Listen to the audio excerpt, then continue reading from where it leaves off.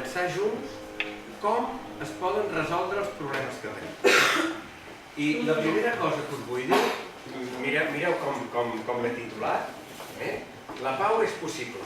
En l'Institut Gabriela Mistral el que hem fet és 2 sessions llargues amb els 2 primers cursos de l'ESO per fomentar el fet que es resolguin els conflictes familiars o intrafamiliars, conflictes de centre, de classe, d'aula, de ciutat, de país, del món, és a dir, de la resolució de conflictes, doncs per mitjans pacífics, per mitjans de la paraula, del diàleg i no per mitjans de la violència. On hi ha persones, on hi ha 2 persones, hi ha conflictes, perquè un pensa blanc, l'altre pensa negre.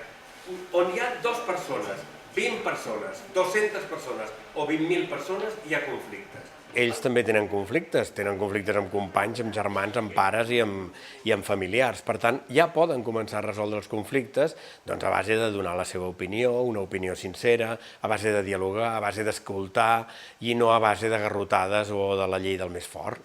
I això és el que el preadolescent ja pot començar a entendre i ha de començar a practicar.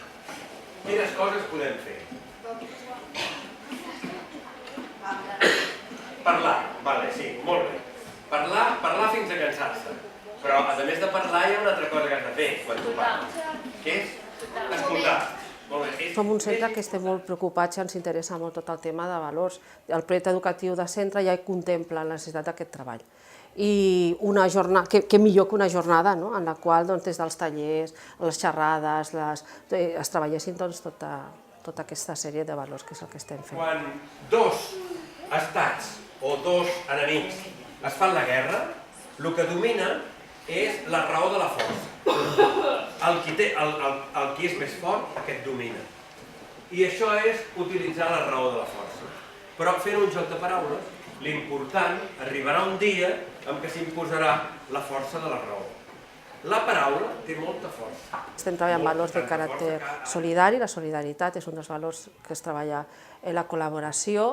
Un altre valor que s'està treballant és la necessitat del reconeixement dels altres com a iguals, la consideració de la igualtat. Diversos valors que al mateix temps pensem que d'una manera coordinada els alumnes rebin i aquesta primera impressió del que signifiquen i ho puguin experimentar en la seva pròpia pell. La pau no passa per la força, la pau no passa pels exèrcits. Gandhi deia la pau és el camí, no és un fi, no hem d'aconseguir la pau, i hem de treballar cada dia, hem de treballar d'una manera pacífica.